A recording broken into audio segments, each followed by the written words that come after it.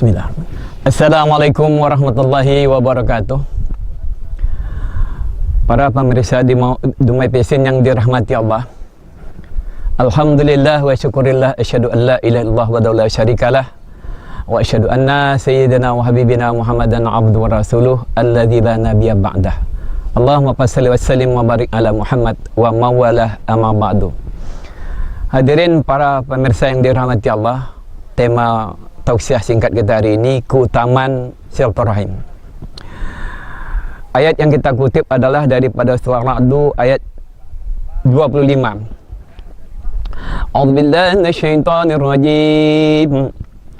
Walladzina yanquduna ahdallahi min ba'di mitsaqih wa yaqta'una ma amara Allahu bihi an yusala wa yufsiduna fil ard ulaika lahumul la'natu wa lahum su'ud dar. Sadaqallahu azim. Dan orang-orang yang merusak janji Allah telah diikrarkan dengan teguh dan memutuskan apa-apa yang telah diperintahkan supaya dihubungkan, yaitu silaturahmi. Mereka ini membuat kerusakan di permukaan bumi ini. Orang-orang itulah yang memperoleh kutukan dan bagi mereka tempat kediaman yang sangat buruk. Faqala Nabi sallallahu alaihi wasallam, ahsanul khaira sawabal albirru wasilaturahmi. Nabi bersabda, amal kebaikan yang amat segera mendapat pahala pembalasan baik dunia pun di akhirat, dia adalah orang-orang yang memberi bantuan dan menghubungi silaturahmi. Hadirin para pemirsa yang dirahmati Allah Subhanahu wa taala. Hari ini silaturahmi ini sangat mahal harganya. Sebagai contoh kita katakan, kalau dulu umpamanya setahun sekali itu ada hubungan kekeluargaan kita secara kental, yaitu mendatangi di rumah-rumah saudara kita. Kadang-kadang hari raya 1, 2, 3 terus nak sibuk kita menerima tamu. Tapi karena kehidupan di kota hari ini, khususnya seperti di Dumai ini, keadaan atau fenomena umat seperti ini sudah payah mau kita tengok. Jarang kita jumpai orang sebab pada hari raya ini mereka balik kampung. Kita ke rumah, rumahnya tutup. Dia datang ke rumah kita pula sudah bertugas pula, kerja dan sebagainya. Jadi hadirin yang dirahmati Allah, maka waktu ini sangat baik jadikan momentum. Apabila kita dapat menjaga solat secara berjemaah di masjid, kita akan jumpa dengan saudara kita. Nah, hadirin yang dirahmati Allah Subhanahu wa taala, maka dalam satu hadis Nabi sallallahu alaihi wasallam, Nabi mengatakan dalam hadis yang diriwayatkan oleh At-Tabrani dan Hakim ini, Nabi mengatakan, salasun man kuna fi asbullahi saban yasira. Ada 3 kata Nabi, amalan yang barang siapa dapat mengamalkan 3 perkara ini, dia akan dihisap dengan hisap yang ringan. Kemudian wadkhul jannata birahmati, dia akan dimasukkan Allah ke dalam surga dengan rahmatnya. Dia hadirin yang dirahmati Allah, 3 amalan ini pun sahabat-sahabat pun tercengang-cengang ingin mengetahui yang 3 ini. Nabi qalu wa ma ya Rasulullah, sahabat bertanya, apa yang 3 itu Rasulullah? Qala, Nabi menjawab, pertama sekali tu'ti man haramak, memberi kepada orang yang tidak pernah memberi kepadamu.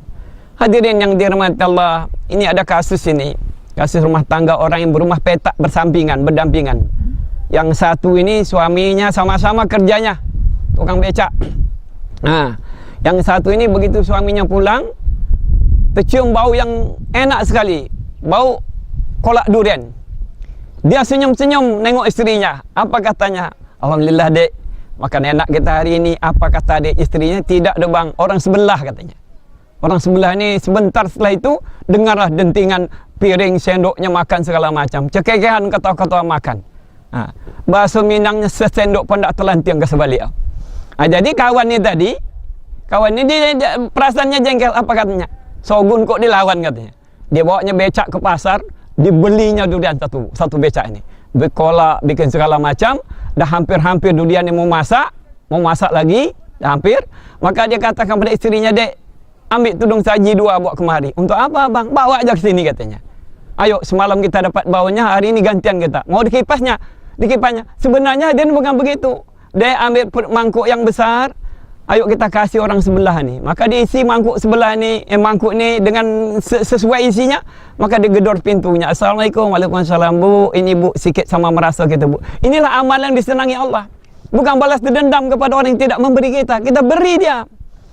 Hadirin yang dirahmati Allah, kemudian apa yang dikatakan Nabi lagi? Dikatakan wa tasilu man qata', dan menyambung kepada orang yang memutus hubungan dengan kamu. Kita biasanya hadirin yang dirahmati Allah, kalau hari raya ini ada istilahnya kunjungan balas dendam. Kenapa? Dia datang ke rumah kita, kita datang ke rumah dia. Nah, kalau tak datang, kita tak datang. Yang paling hebat lagi di tengah masyarakat kita ini, ada hari rayanya pilih-pilih. Pilih-pilih macam mana? Orang kaya didatangi, ramai berbondong-bondong datang. Kenapa? Sebab rumah orang kaya ni makannya enak, kuihnya empuk. Tapi ke rumah orang miskin, jarang mau datang. Kenapa? Makan yang berbeda. Kuih di rumah orang miskin ini biasanya kalau dilempar ke pintu, pintu mengaung. Saking kerasnya kuihnya. Ya, dari yang dari Allah, kita datang bukan karena makanan, tapi hubungilah keluarga kita dengan kasih sayang, dengan silaturahmi ini. Ini ajaran Nabi sallallahu alaihi wasallam yang hampir-hampir hari ini ditinggalkan oleh umat Islam, khususnya di kota-kota seperti Dumai yang kita cintai. Hadirin yang dirahmati Allah, yang berikutnya apa amalannya? Nabi sallallahu alaihi wasallam dikatakan wa ta'fu amman zalama, dan memberi kemaafan kepada orang menzalimi kamu. Ini para pemirsa yang dirahmati Allah, karena kita berada di Dumai ini. Di Dumai ini sangat banyak sukunya, di antara ada Melayu, ada Jawa, ada Minang. Ini mereka ini punya prinsip berbeda nih. Prinsip berbeda nih gini. Orang Melayu kalau terpijak ibu jari dia, itu maki hamun yang paling tinggi itu. Butuh kedarah mati kau tak nampak. Ini kaki orang ini bukan kaki kursi ini. Tapi orang Minang lain lagi, terpijak, maka dia panjang lagi Yasin dibacanya. Butuh cik matang, yang kau kaki orang nak kaki kursi, kau pakai kah patang kau mah calik seketek.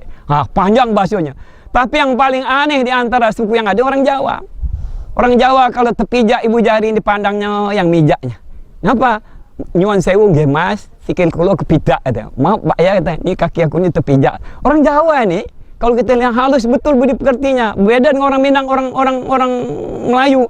Orang Melayu kerisnya terdampang di depannya. Terpampang di depannya. Bahasanya apa dikonyol macam-macamnya. Nampak dua ni. Orang Minang itu juga di depan juga. Orang Jawa kerisnya di belakangnya. Tidak didampakkan kehebatan dia. Tapi kalau dah dapat nego lagi baru ditariknya.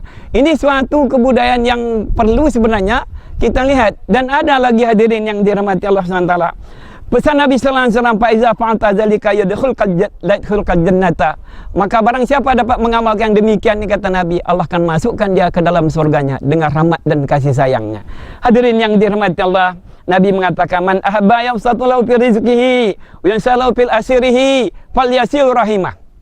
Barang siapa ingin rezekinya dimurahkan Allah, amal usahanya dikekalkan Allah, maka sambunglah silaturahmi. Hadirin yang dirahmati Allah, demikianlah yang dapat kami sampaikan. Mudah-mudahan dengan apa yang kita dengar dari hadis yang pendek ayat tadi dapat menjadi motivasi kita untuk mengamalkan silaturahmi ini sebanyak-banyaknya. Marilah kita sempurnakan majlis ini dengan membaca tasbiratul kifatul majlis. Subhanallah bihamdihi, subhanakallahumma bihamdika, asyhadu an la ilaha illa anta, astaghfiruka wa atubu ilaik. Wabillahi taufiq wal hidayah. Assalamualaikum warahmatullahi wabarakatuh.